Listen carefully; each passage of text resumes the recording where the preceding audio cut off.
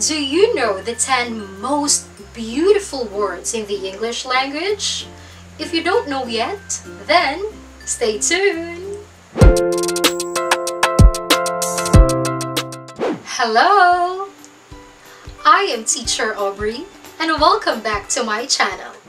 If you are new to my channel, I offer here video lessons for you to improve your English speaking, writing, and communication skills. So if you're interested with such kind of video lessons, I am inviting you to become a part of our YouTube online community of learners.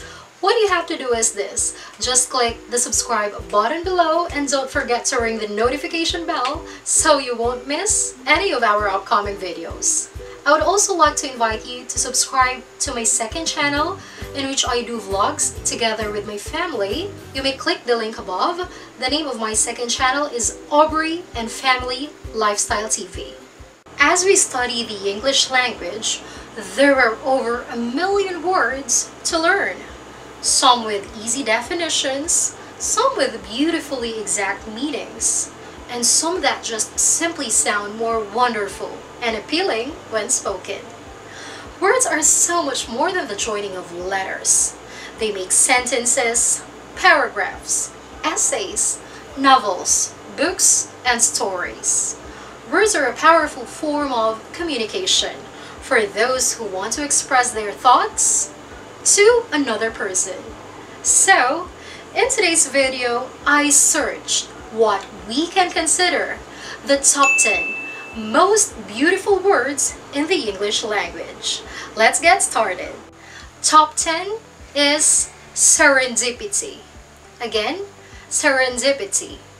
It is a noun which means the occurrence and development of events by chance in a happy or beneficial way. Example is, we all have experienced the serendipity of important information arriving just when we were least expecting it. Again, top 10 is serendipity. Top 9 is petrichor. Again, petrichor. It is a noun which means the pleasant, earthy smell after the rain. Example is this: although I do love the pleasant, dewy petrichor of the post-rain afternoon, I still hope the weather stays sunny. Again, top 9 is petrichor. Top 8 is supine. Again, supine.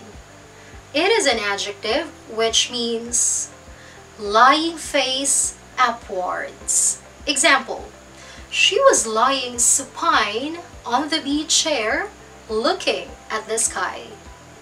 Again, top 8 is supine. Top 7 is solitude. Again, solitude. It is a noun which means a state of seclusion or isolation. Example: we enjoyed the beauty and solitude of the quiet beach more than ever. Again, top 7 is solitude. Top 6 is aurora. Again, aurora. It is a noun which means the dawn in the early morning. Example: the aurora over the skyline was too beautiful not to photograph. Again, our top 6, aurora. Top 5 is idyllic. Again, idyllic. It is an adjective which means like an idyll, extremely happy, peaceful, or picturesque. Example: the blossom growing in the courtyard created such an idyllic setting. Again, our top 5 is idyllic. Top 4 is clinomania. Again, clinomania. It is a noun which means excessive desire to stay in bed. Example: I definitely have clinomania. I love sleeping, making mornings a struggle for me. Again, our top 4 is clinomania. Top 3 is pluviophile. Again, pluviophile. It is a noun which means a lover of rain, someone who finds joy and peace of mind during rainy days. Example, my sister is a real pluviophile. She really enjoys the weather in the rainy season. Again, our top 3 is pluviophile. Top 2 is euphoria. Again, euphoria. It is a noun which means a feeling or a state of intense excitement and happiness. Example, the euphoria of passing my final exam is a feeling I will never forget. Again, our top 2 is euphoria. We are finally on our top 1. Our top 1 is sequoia. Again, sequoia. It is a noun. A 7-letter word that has the letter Q and all the 5 vowels. It is a redwood tree, especially the California redwood. Example, I love visiting forests where I can see a sequoia. Again, our top 1, sequoia. Let's recap the top 10 most beautiful words in the English language. Top 10, serendipity. Top 9, petrichor. Top 8, supine. Top 7, solitude. Top 6, aurora.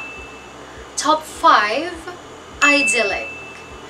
Top 4, clinomania. Top 3, pluviophile. Top 2, euphoria. And top 1, sequoia. Now, this is my task for you.